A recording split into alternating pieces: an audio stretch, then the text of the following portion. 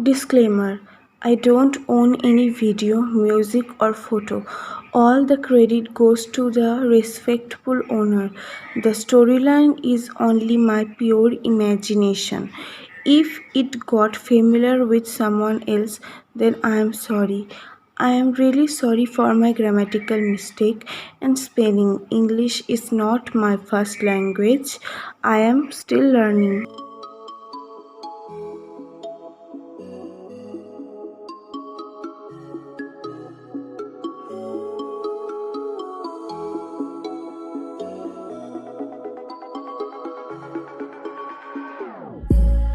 Whenever your heart is broken, don't ever forget you're golden.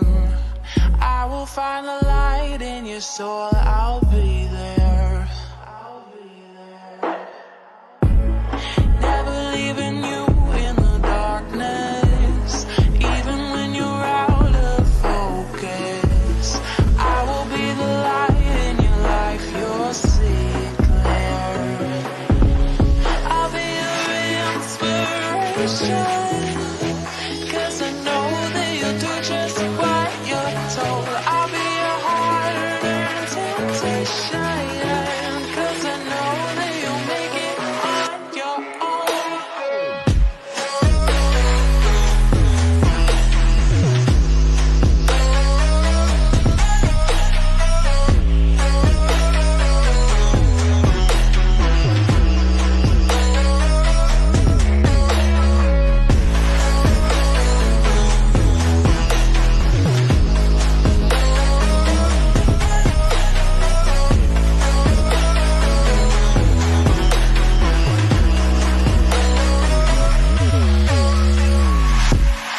Baby, you can count on me now. When you're falling down, down, down, I will find the light in your soul, I'll be there. Leaving you alone is the hardest, even when you're out of focus. I will be the light in your life, you'll see it clear. I'll be your inspiration, 'cause I know that you'll do just what you're told. I'll be your harder temptation, 'cause I know that you'll make it on your own. I'll be your inspiration, 'cause I know that you'll do just what you're told. I'll be your harder temptation, 'cause I know that you'll make it on your own.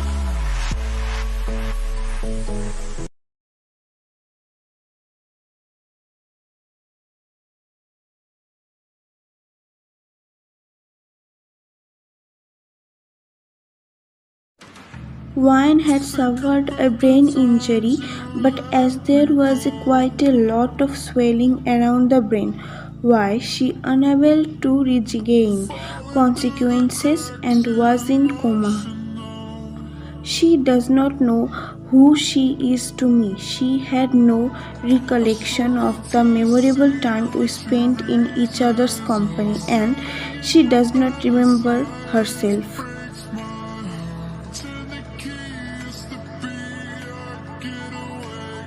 Sugar and wine are a powerful couple who live together. It's been 2 years since they started dating, and everything was just perfect.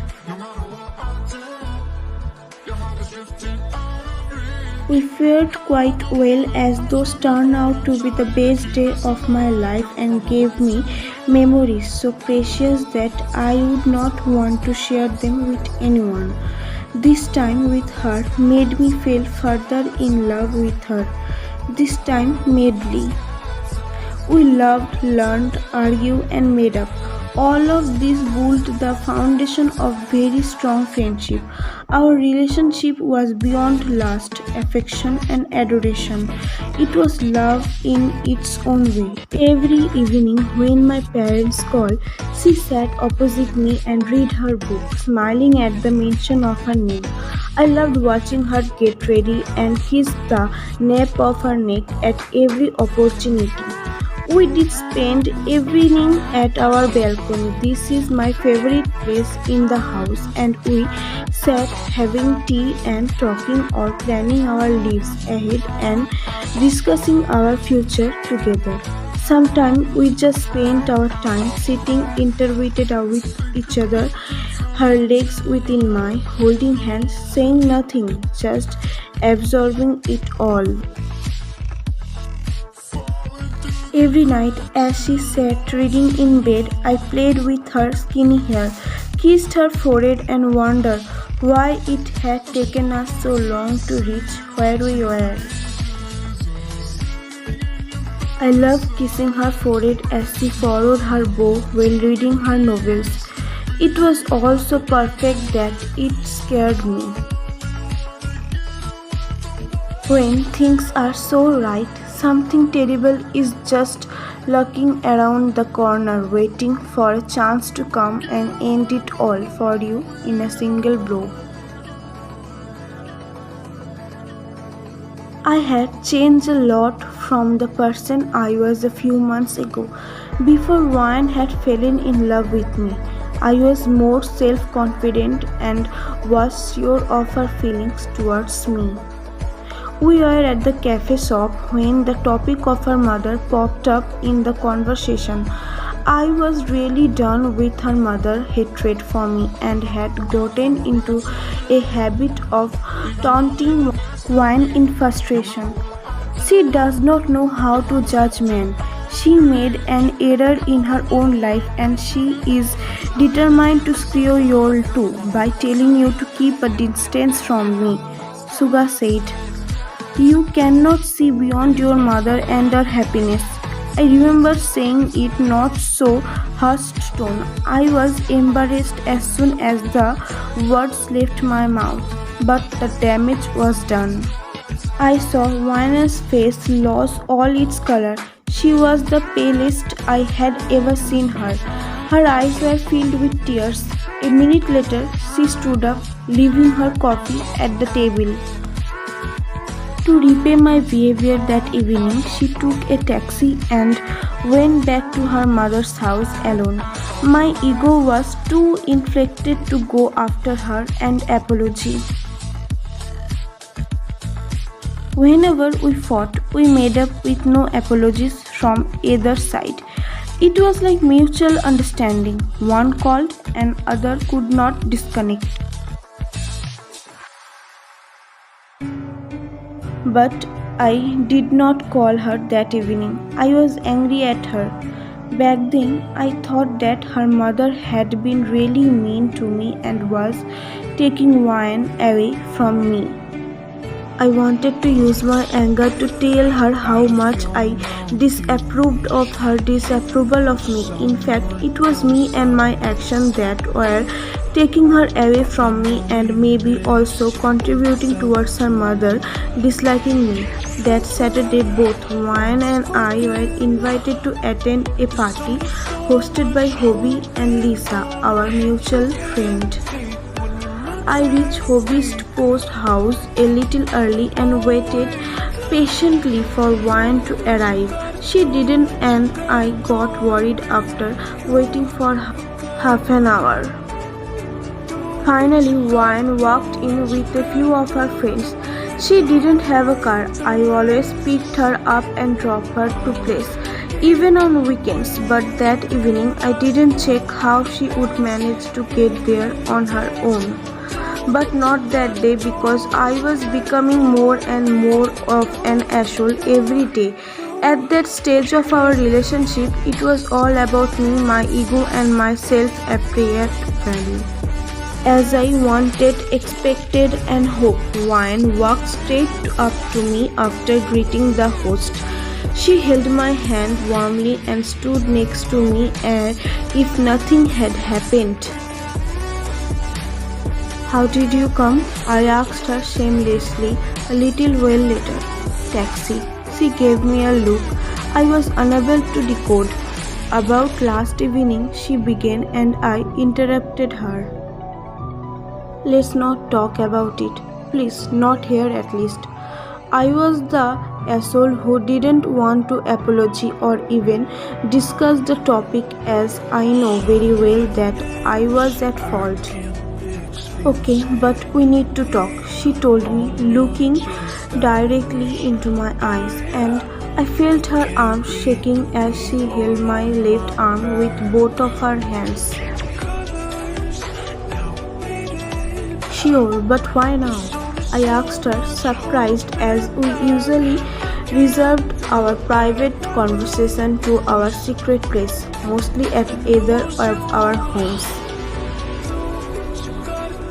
It's important, she told me in a serious undertone, and we headed towards the balcony. Tell me, I said. Sit down, it is something important. She paused. I need to know where is headed, Suga, she said. Where is this relationship going? What is next for us? She drew a deep breath as she said the last bit. I had wanted to talk to her about our future myself. I too wanted to move forward. Marriage was the next step, of course, but her mother, with her resentment towards everything that I had done to win her over, was driving me nuts. What do you want next for us? I was honestly nervous to talk about the marriage word. I want to get married. There, I said it, and I waited for her reaction. To whom? She asked me with the most innocent expression on her face. To you. Who else? I have waited to get married to you all along, but your mother. Before I could say more, she sealed my lips with her, and I got an answer to my unromantic confession. For yesterday evening, I thought that you had stopped loving me. This time I had to shut her up with a kiss, and we laid bygones by bygones. Listen, my mother's opinion mattered a lot to me. There we go again, I thought, and rolled my eyes at her, knowing that this irritated her the most. I have something to tell you. My mother and I have come to an agreement, she said, choosing her word very carefully. Agreement? I really wanted to know where this was headed.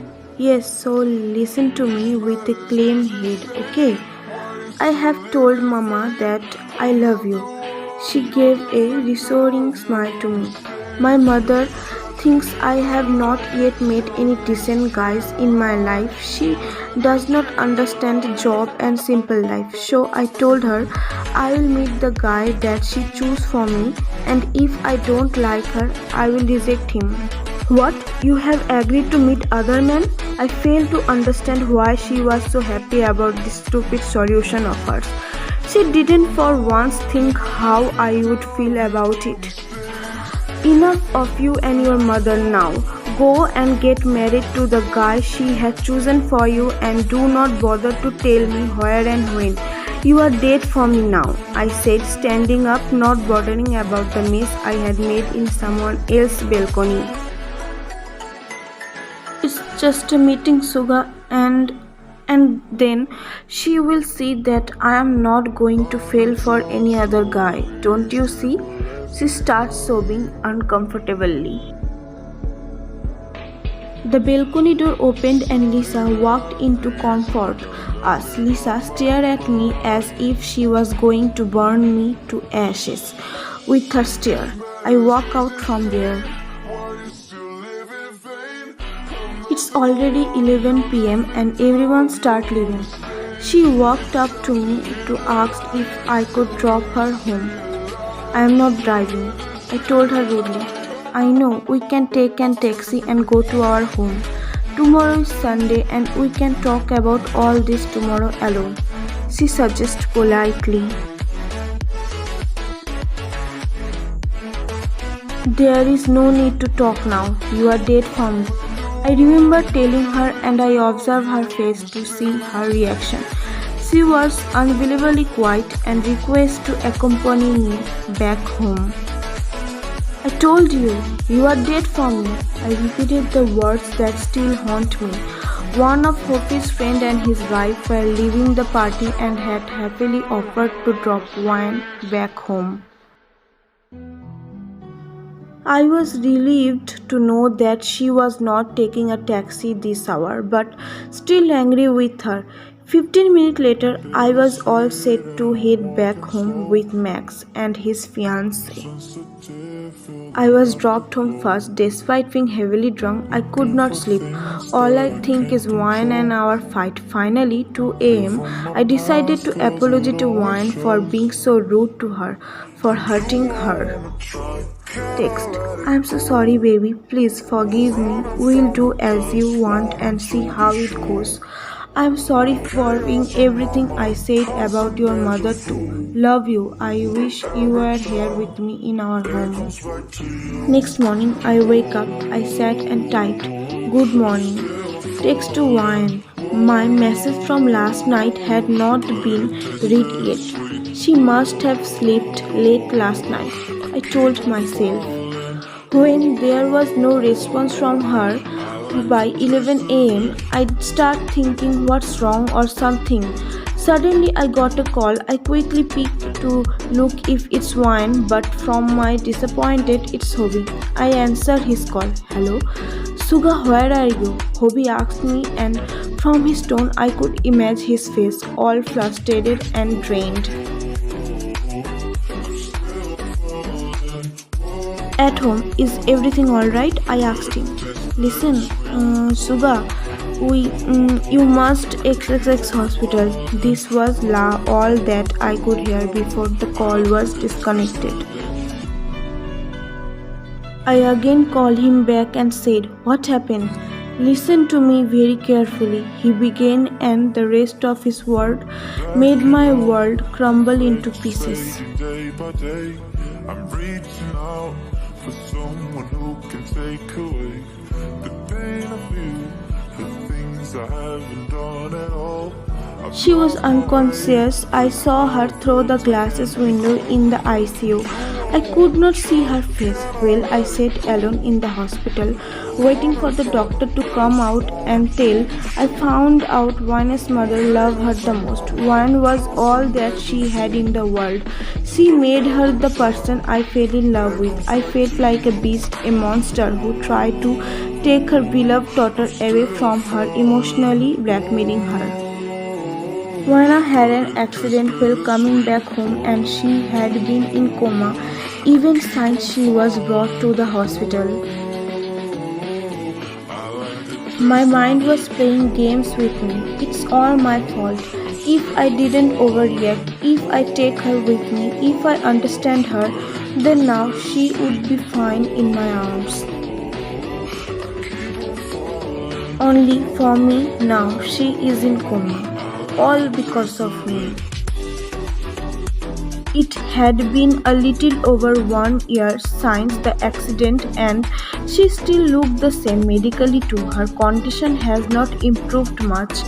Apart from the broken bones, nothing inside her has healed and nothing in me has been fixed either.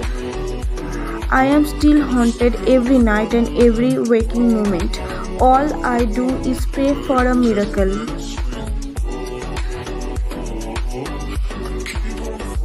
The day she was finally discharged from the hospital, I take her in our house. When Wine was wheeled into the room, I hoped she would remember something, but there is none.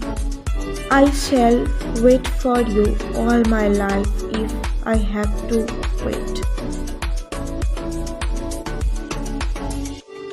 All love stories don't get the perfect ending. It's a bitter truth. The person you adore most, for your silly behavior, you will lose that person. It's all about destiny, our fate.